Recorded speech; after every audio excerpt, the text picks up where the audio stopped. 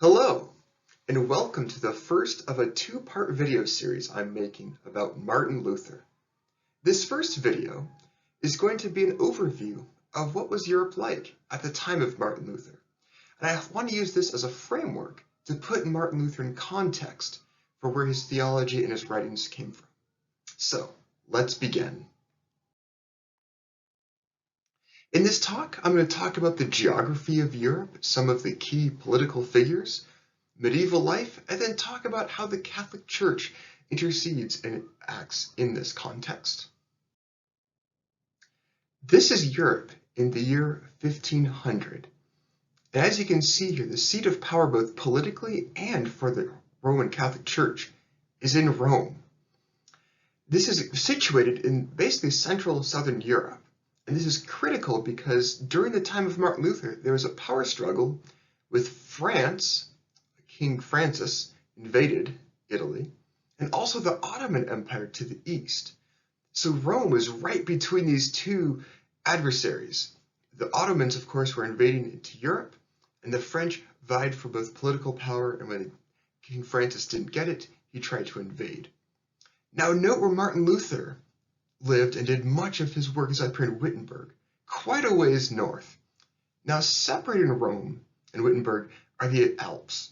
And this is a key part. This is both a political barrier and also a physical barrier. And so it both hindered the travel of people and of communication. And the German principalities located in what's now modern-day Germany. One of the things that played into Martin Luther's life was the invasion of the Ottoman Empire upward into Europe during the year 1520 to 1566. During the key time of Martin Luther's activity. So who ruled the Holy Roman Empire? Well, here are some of the key people of power during Luther's time. I'd like you to note that the emperors did not follow a line of succession based on heredity. Therefore, the popes could influence who the next emperor would be. Conversely, the emperors could also influence who the next pope would be. So these two polities had a kind of an overlapping influence on each other. Now, critical to Luther, I'd like you to note, is that the French invaded Italy in 1515, just before Luther posed his 95 Theses. And so both the Pope Leo X and Emperor Maximilian I were involved with warding off the French invasion. Similarly, beginning in 1520 and then through 1566, the Ottomans began invading up the Danube River. This distracted Emperor Charles V and Pope Clement VII from fully diverting their attention on Luther. So these external political affairs gave Luther a little bit of cover in which to operate and a little bit of safety from some of the political repercussions or repercussions from the Catholic Church. It also created a lot of instability to the popes. You can see some of the turnover was quite high during Luther's time.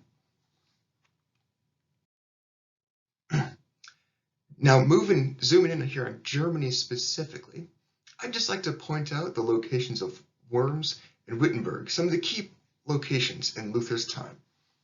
I'd also like you to note all of the different principalities here. Each color represents a slightly different principality, and so Germany wasn't a unified state. It was rather fractured between various princes and their competition for power. One of the critical inventions during Luther's time is the printing press. Now, the printing press was first developed in China in the year 870.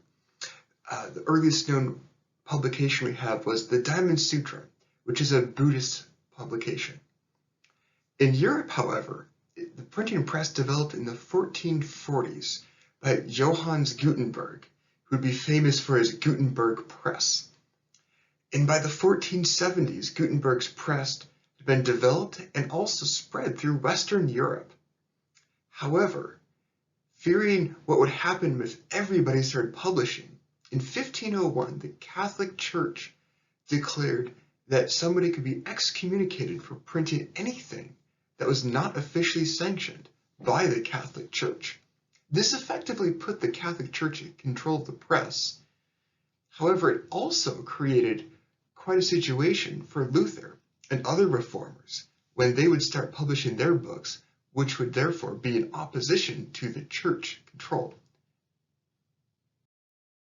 Medieval Europe saw a change in the lifestyle of everyday people. Earlier in the Medieval Ages, the European city began to grow, and this became a key feature of medieval Europe, is the rapid urbanization of the population. And as people moved into the cities, they came in closer contact with one another.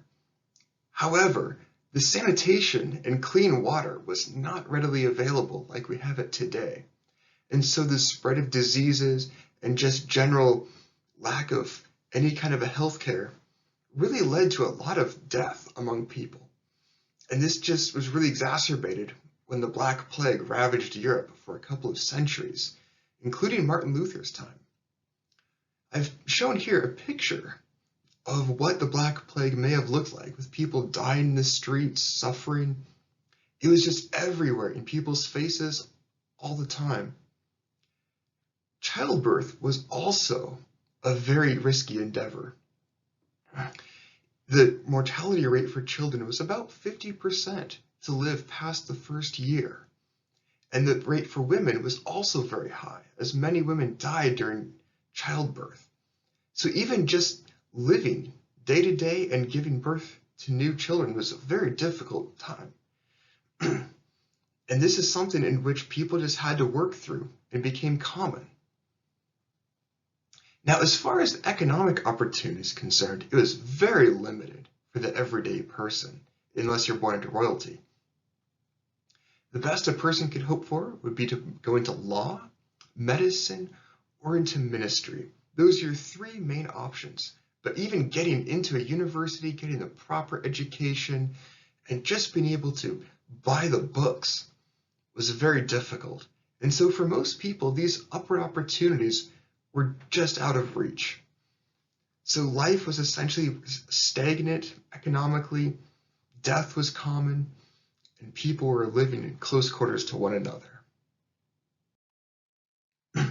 So where does the Catholic Church fit into all this? Well, remember, if you're in Germany, the seat of power is Rome, quite a ways and across a mountain range. So essentially the Catholic Church functioned as a foreign power, which people often resented, and yet the Catholic Church had power over them. The Catholic Church was also the only way that people could access God.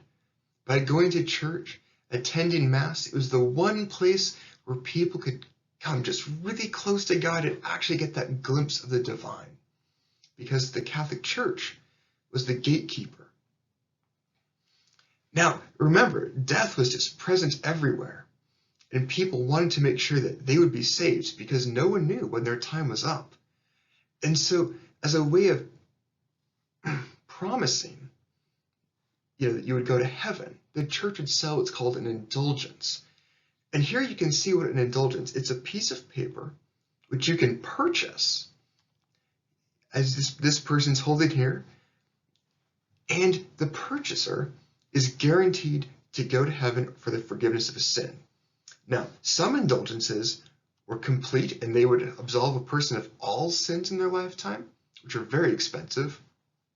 Or you could buy an indulgence at a lower cost, probably what's going on here, and that would cover for just, a couple of sins that you did. And depending on your sin, depends on the amount of indulgence you have to buy.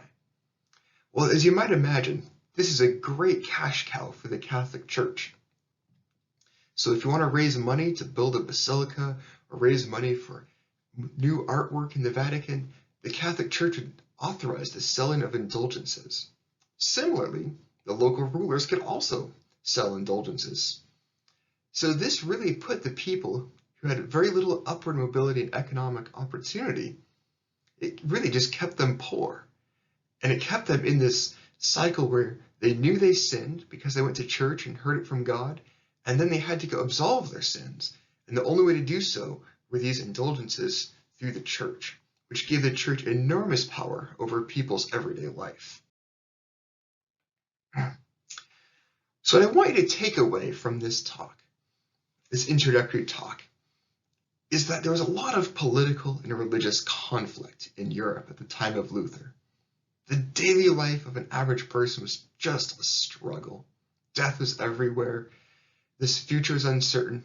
It was very difficult.